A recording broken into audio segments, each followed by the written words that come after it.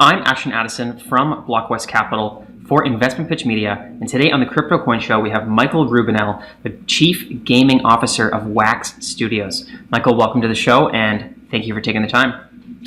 Ashton, thank you for having me. It's a pleasure to be here.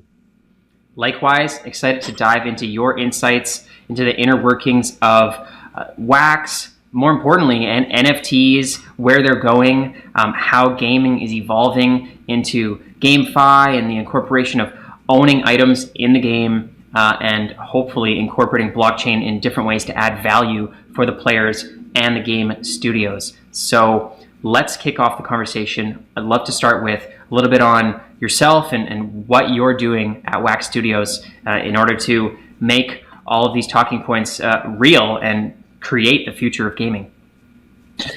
Yeah, thanks. So I'm a kind of traditional game developer. I've been in this business for quite a while. I've worked at companies like EA and THQ and Capcom and Disney and whatnot. And I've lived through a lot of, platform transitions and business model transitions, cartridge based to disc based to downloadable, kind of pay to play or freemium to free to play and whatnot. So we see a lot of kind of history lessons, being perfectly consistent. That's kind of the nice thing. If you're in my position, it's like, how's this all going to go? Like, well, I've seen this show before. I know exactly how it ends, and I know what the path to success looks like. And so we're really excited to bring kind of greater kind of, ownership and, kind of dominion over your assets into the players' hands, allow them to kind of reap the financial benefits of what that means in this Web3 based gaming world that I think we're absolutely heading into without question.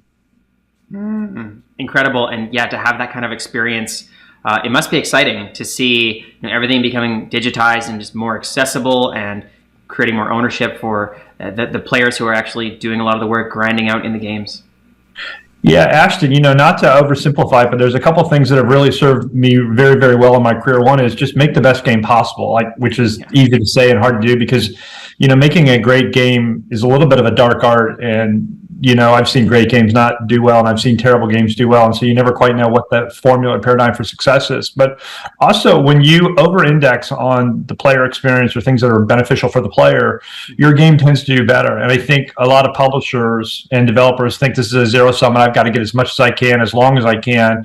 But in reality, if you show that you're player-friendly or player-leaning, they're going to understand that, and they're going to kind of be retained more. They're going to be more engaged. You're going to be more likely to, quote unquote, invest in what it is that, you're selling. And so I think the Web3 movement and kind of crypto-based gaming has a lot of those things at its core, because that's what the formula for success looks like. And groups that do that, like Wax, we're going to be the market leaders. We're going to create that North Star. And kind of a final point on all of that is that, you say, gosh, it must be exciting to see all this. The thing that we say is to live a meaningful life, right? You have to find a cause greater than yourself.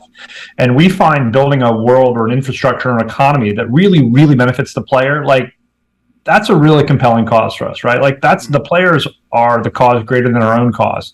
And if we do that, then everything else should take care of itself. Incredible. I love it when you put it that way, Michael. And I would love to hear about the current, initiatives of Wax and what you're working on the gaming side, because I've been following the Wax blockchain for a long time, and I know that they've been an early pioneer in NFTs and the asset exchange. And this was before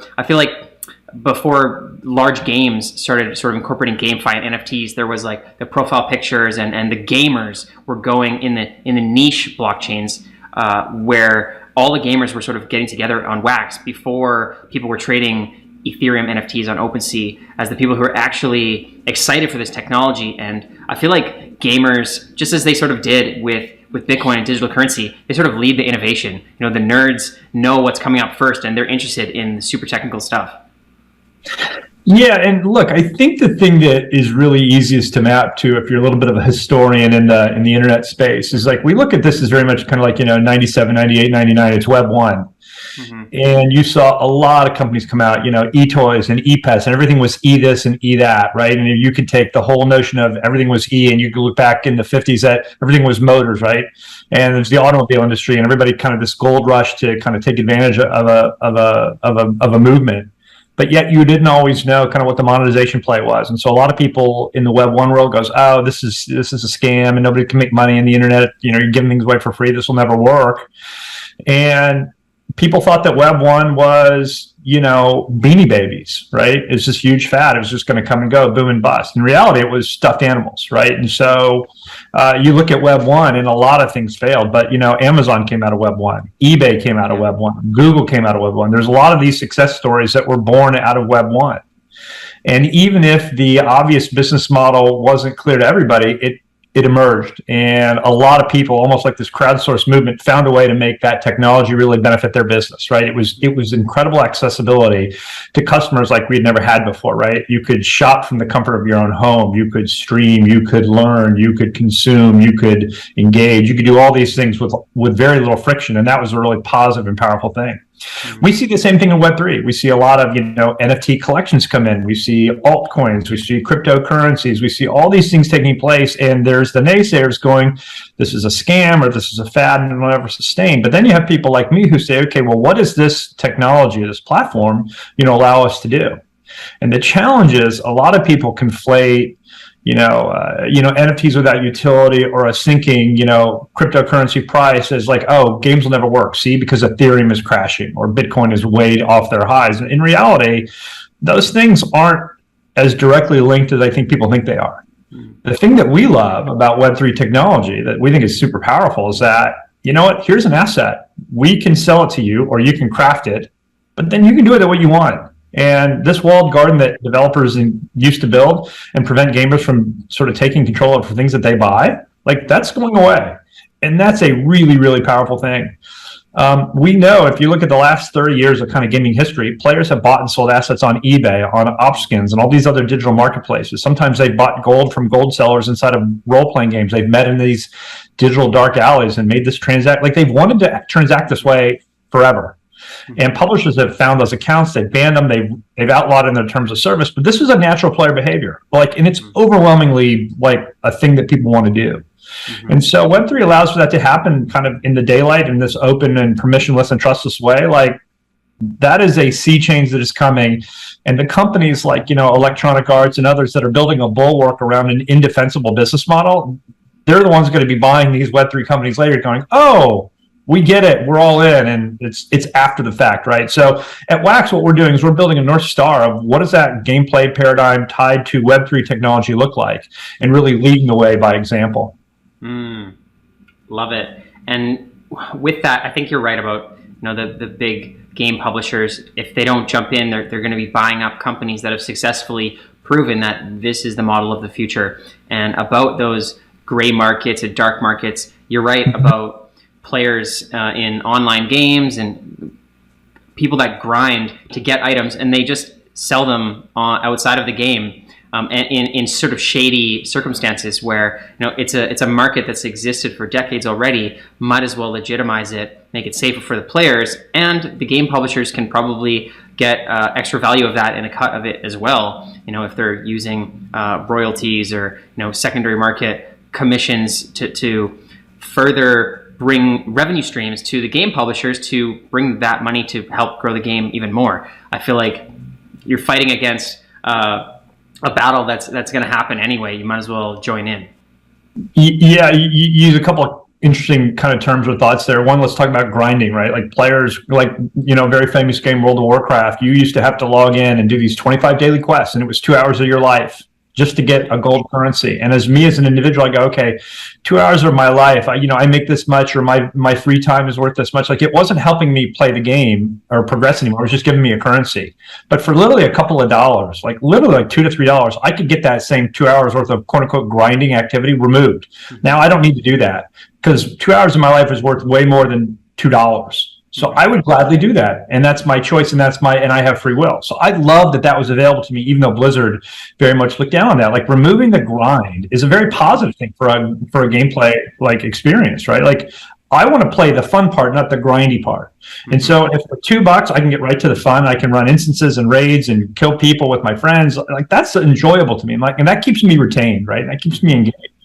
I think the thing too that is really important to keep in mind is that I think a lot of people think like, oh, this is, an additional revenue stream you can figure out how to do kind of market share and rev shares with players and so forth and so on. Really, the benefit truly is if players see that publishers allow them to and developers allow them to own their assets that they can monetize, and they may be not making a profit off those items, but they're getting something back. Like now more players are going to opt in because their overall investment is less, right? It's not like, gee, I play World of Warcraft and I did pay a $15 a month subscription, or I bought all these things on the secondary market that I couldn't sell. It's just sunk cost.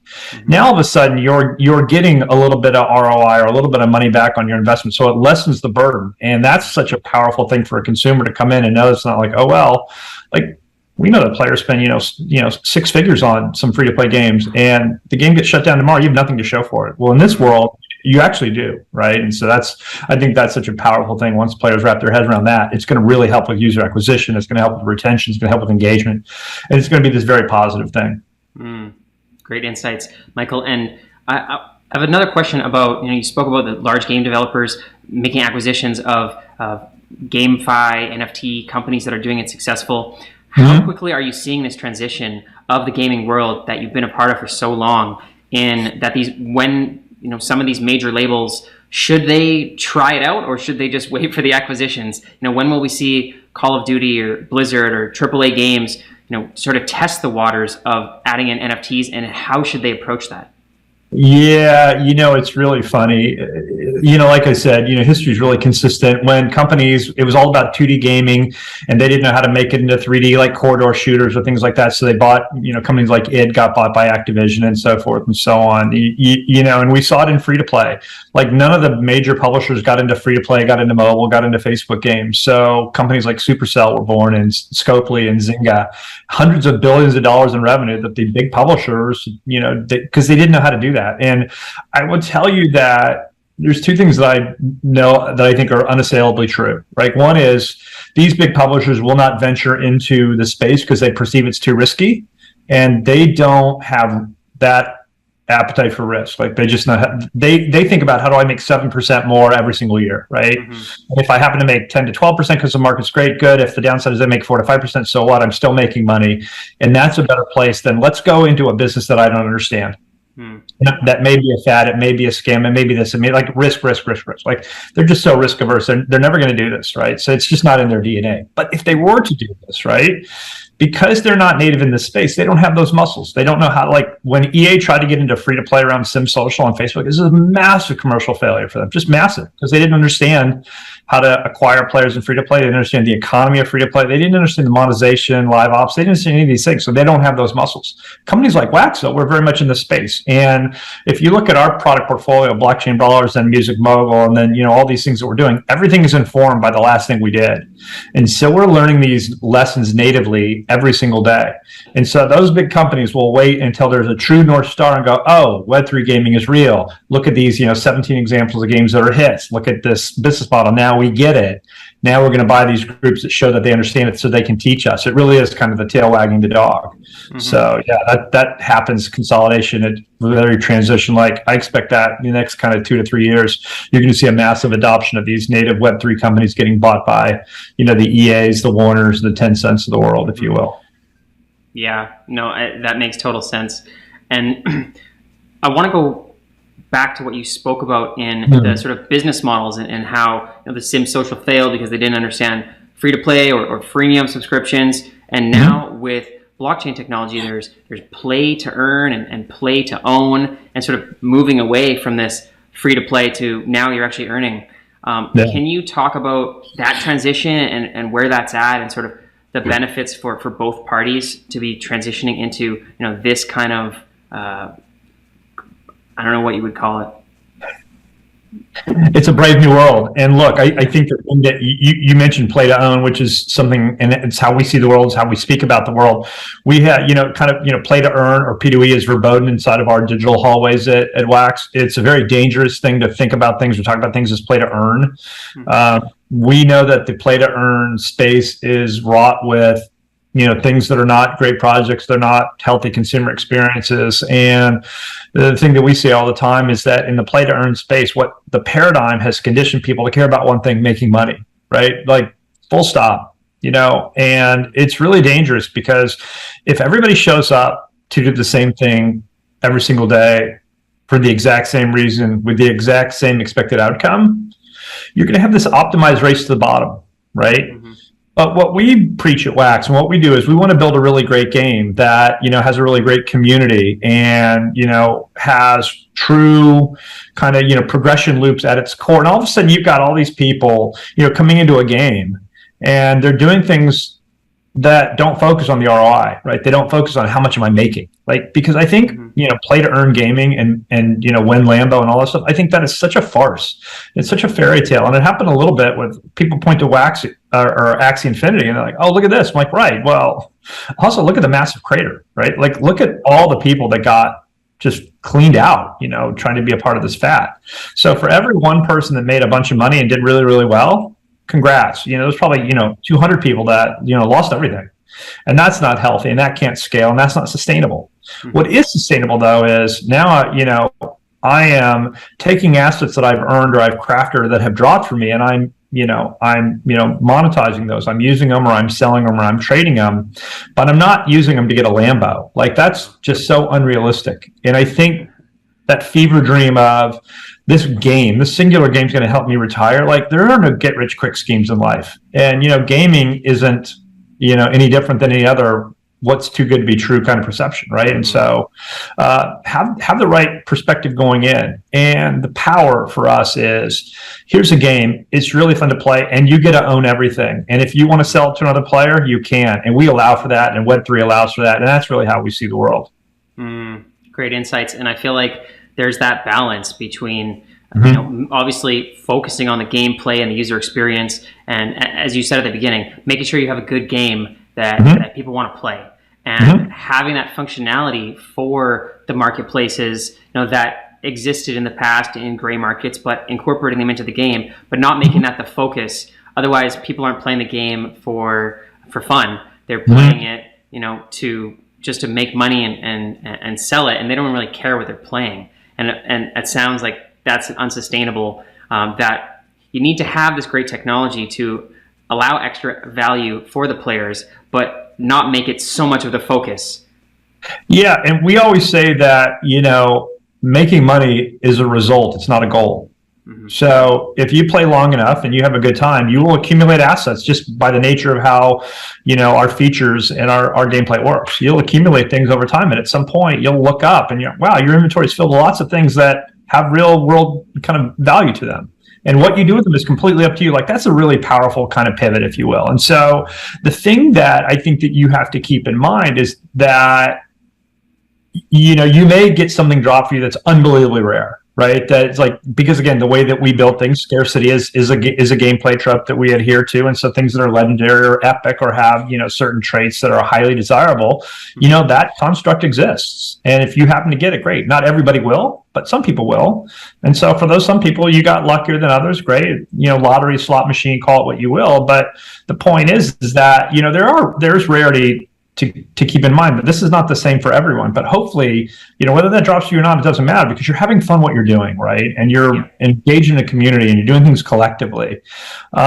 It really is like this very intentional thing that we want to try to lead the way in terms of this is how this works. And part of that is managing expectations, right? And so when players come to us like, tell me about your project. I'm like, well, first of all, my project is a game.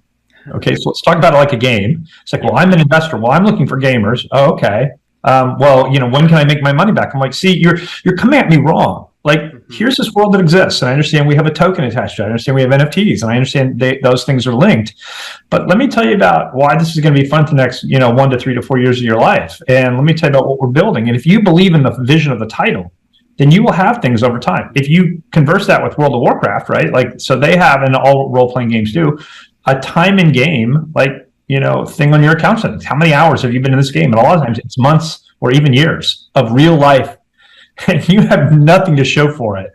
And I can tell you that is soul crushing as a player to like, you're hovering over the time in game button. You don't really want to click it, but you kind of want to click it. You're morbidly curious. Like, God, I don't really want to know, because what that represents is potentially time not that well spent, right? So if you've ever had your mother or your significant other yell at you and say to stop playing those GD video games, right? Like you're now like, look, this is now a measure of, you know, monetary value for me. And that's a really, really nice kind of, you know, flipping that whole notion on its head. And that's something that we want to bring to the players, allow them to say, yeah, I may have 3 months of my life into this, but look at my inventory. It's got all this really cool stuff that I know that I can sell, or more importantly, I can give to other people. And that's the thing, Ashton, and I think that a lot of people don't really take into consideration. They go, oh, well, you know, you own these things and you can sell them, and isn't that great? It's like, well, yeah, but also there's a philanthropic side that we all have. It's like, but I can also give to my friends or my guildmates things that they know have real world value, but I'm going to give them to them. Right? There's social good at its core. So that's super valuable. Like, let me give you literally $200 worth of things that I will never use and I don't care to sell. Just go ahead. And that makes me feel good about me. Right. And so that's a really powerful thing that Web3 allows for as well, is giving things to people. It's not just like, oh, here's something random. Like, no, here's money. I'm giving it to you and I feel good. And then as a receiver of that, you feel good because, oh, look at my friend gave me something that they could have sold. Right. And that doesn't get talked about a lot, but I think there's real power in that exchange as well. Definitely, and I'm very guilty of, you know, before the days of blockchain, having that hovering over that time button and seeing how many months we're in the games, and I'm sure many people. You really don't want to know. You don't want to know, but you kind of do. I feel like a lot of people that are currently in blockchain and cryptocurrency, you know, before it really existed, they have also accumulated quite a few weeks and months in games, and that's why they're using this technology now to make the gaming industry a better place. And the thing that's really interesting that we found, right, because we just published our first, you know, Web3 game back in late March, but everybody that came into our game had so much scar tissue, right? So much kind of internal soul crushing levels of defeat, rug pulls, project creators, you know, people kind of up in the middle of the night just leaving and absconding with, you know, all their currencies. It's really, really terrible. And yet that's the audience that we, you know, like, they came in completely distrustful of us. What makes you different? You know, you guys are all the same, And we really had to earn back their trust. And that's something that I didn't anticipate on day one. It's like, well, I'm Mike Rubinell. I built all these great things over my entire career, you know, 50 game of the year, all this stuff. And they're like, yeah, we don't care. We just lost a ton of money in this game or that game or that game. And, you know, we've heard this all before. I'm like, yeah, but I'm me. I'm undoxed. I'm very public. You can look me up. I'm on LinkedIn. I'm on Gameology. Like, all these things, like, okay, that's a good start. Now what, right? Like, that was like just the foundation of building that trust. And you have to do it, you know, every single day, many, many times a day. You have to be present. You have to be, you know, sensitive. You have to listen to them. And then you have to respond with the features that you're building, and how you communicate them shows that you hear them and that you're paying attention and that you have their best interests at heart. It's this really kind of interesting exercise that we engage in kind of many, many times a day. And that's really the only way, you know, trust is earned, right? And so we try to earn their trust with each thing that we do. I think that's a great approach, Michael. And we don't have a lot of time left, but there's so many different aspects of the Wax blockchain and NFTs, gaming, that there's more information for people to learn about and to get involved, hopefully, in the blockchain gaming ecosystem. What is the best way for people to learn more, to follow on the games and the NFTs and the updates for Wax? Yeah, the thing I will tell you is people are like, well, gee, you know, should I, you know, set up a MetaMask, you know, wallet? Should I set up an Anchor wallet, a Wax Cloud wallet? Should I go on this chain or that chain? In reality, all these things in the future are going to be gone, right? You know, you're going to have your wallet, whichever one you feel comfortable. We think the Wax Cloud wallet's the best wallet in the world. So if you go to wax.io and you set up a Wax Cloud wallet, it uses OAuth. So any single sign-on or social sign-on that you're used to, Facebook Connect, Google Auth, Discord ID, Twitch ID, things that gamers are used to, you can opt in and create a Wax Cloud wallet with 2 clicks. It's pretty simple. And that really is your consumer interface to all these different, decentralized applications. So get a wallet you're comfortable with and then figure out a chain. But know that in the future, every project and game is going to be cross-chain. Every wallet will see each other's wallets, and there'll be some sort of, kind of analog or kind of, porting of assets. And so utility will exist on a chain, liquidity will exist outside the chain. But at some point, it'll be very much just like using the internet today. If you think back in the kind of the mid to late 90s, it was like Mosaic and Netscape and all these different browsers. There's this huge war on browsers and search engines. But in reality, it's like people just want to show up and have stuff work. And that's the world we're heading into. And that's a very Web 2 approach, which is exactly what Wax does. So if you look at the cloud wallet that we built, if you look at all of our dApps, like we very much have this highly kind of, consumer focused experience where it's frictionless. We don't speak to you in FI terms. We don't talk about block emissions and, deflationary measures. We talk about, hey, here's a great experience and click here to do this. And we hold your hand every step of the way. So if you want to learn about blockchain gaming, go to wax.io, open a cloud wallet, and there's a whole dashboard of all of our dApps available, and pick any one of them. You'll have a great time. Incredible. Looking forward to it. I'll leave the link in the description box below for the viewers as well. Thank you so much, Michael, for the insights into the future of gaming and everything Wax is working on. Let's follow up in the near future for sure. Yeah, it was a ton of fun. I appreciate you having me on. Thank you.